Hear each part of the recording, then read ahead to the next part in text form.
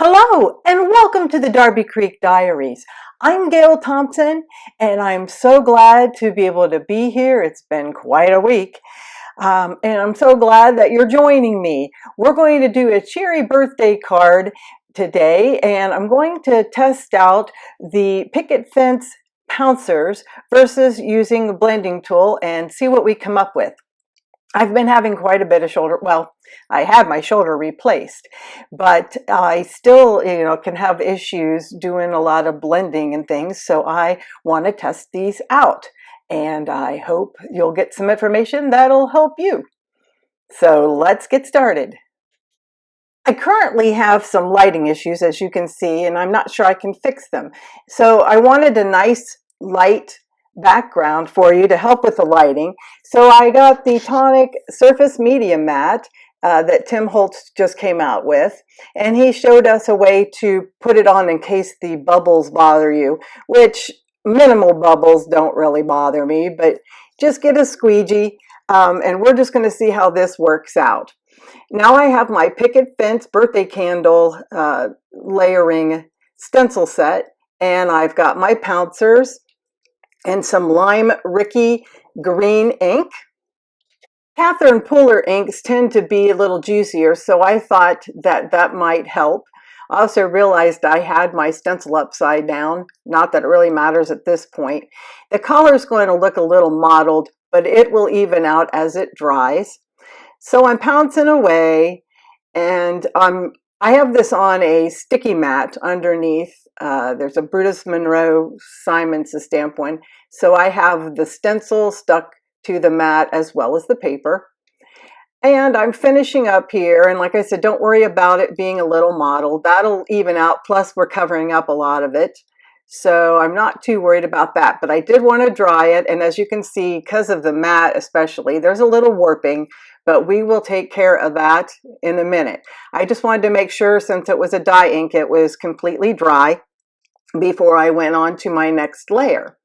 So now we're going to put the decorations on the candles, and it's fairly easy to even up, to level up, and then I just press down on the side there, and I'll stick that piece of tape back on and try to keep it out of the way.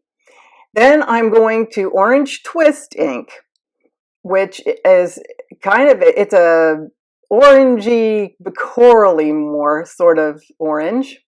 And I'm pouncing, and I'm finding now that since the area that actually is getting the ink is rather small, even though I'm doing a big area on the stencil, it's kind of hard for me to get the pouncer into the nooks and crannies. And so my shoulders are getting a little tired here in the not too distant future. I'm editing this, so you don't have to endure the whole thing. But I keep going back, and I keep a pouncing, and I put quite a bit of pressure on it, which is, kind of hurting my shoulder. But I don't know that the blending brush is going to be any different, so we'll see that in a little bit.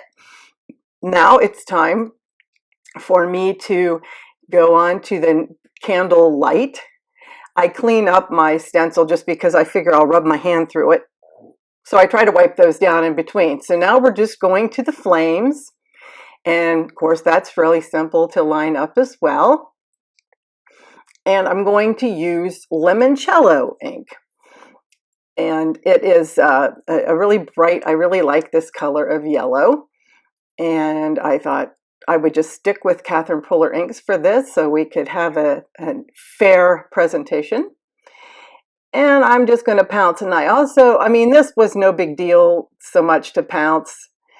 There was a little more real estate. The flames are a little wider than between those lines on the candle. So, this was fairly easy. And the color is fairly fluid. Her stamp pads are pretty juicy. So this wasn't a big deal. My shoulder was already tired by then, so I can't really comment too much on that. Now, this is how I take things off of sticky mats. Bend the mat and not the project, and you'll have a little bit better luck. So I'm going to go into the blending brushes now and do the exact same thing, only abbreviated. I will spare you.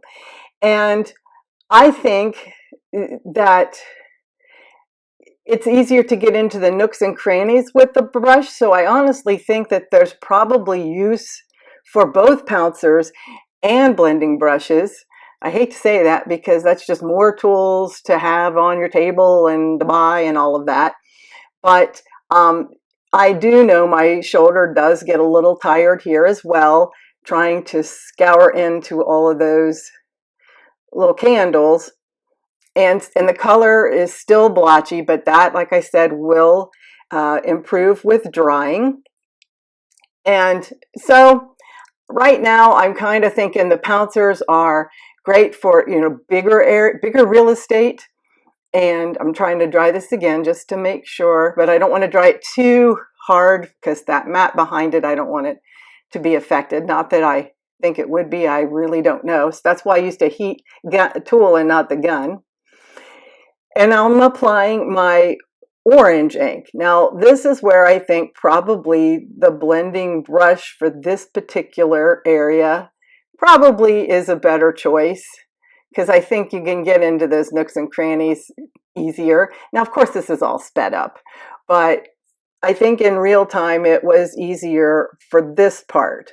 But for the wide open spaces, the Pouncer is probably gonna be the thing, but I'm going to let you decide at the end. I don't think the projects look any different. We'll take a look at that here in a minute. Through the magic of television, I'm done with that layer, and I'm going to put on the flames. And the flames, I think, probably either way would be fine. It doesn't really make a difference one way or the other, except for that I had to reposition my flames. I don't know what I did there. It's, well, mostly because the candles were too far up on this little piece of test paper, because this was my, the blending one. I didn't do a full sheet of paper. So I'm getting in there, and you probably could get, you probably want a little bit of uneven in the flames. That's probably a cooler look anyway. But I scour through, and it doesn't really take that much time. I do think that it's probably just as easy to do that as to pounce. So I don't want to make any judgments there. I really think there's room in the world for both. Now, I try something which doesn't work. It might have worked if I would have used some of that stencil spray on the back, but I decided to do the Nuvo drops in Limoncello on top of the flames, and I thought, well, it's really hard to make a flame, so I decide I will just do it over the stencil, and then I'll pull the stencil up, and I'll have these perfectly shaped flames. Well, it doesn't really work here, you'll see in a second, because it I don't know, it kind of goes underneath the stencil. Had I used the stencil spray, it probably would have worked a lot better. But I thought that this would really be, the thing at the time. I always tap Nuvo drops so that they settle a little bit, but I thought, oh, I'll just bring them up and they'll be the perfect flame size. Well, they are, except for there's this little halo that you will be able to see in a minute. So I also go back, and this time I use the drops and I just put it on the regular way, which is a little more tedious because, you want to be exacting. I really don't like sloppy. That is, I don't have a lot of caveats, but I don't really like sloppy. But these will, they will dry. I will tap them, and they will level out. And there might be a little bit of run over, but it's not the halo like you will see here in a minute. So those look pretty good, I think. And they're not even dry. So we'll look at it here in a second when they are dry and see what you think. I think that they look pretty good. But I'll show you, if you look up on the right, you see how it has kind of a little runny halo around those. So I'm not going to use that.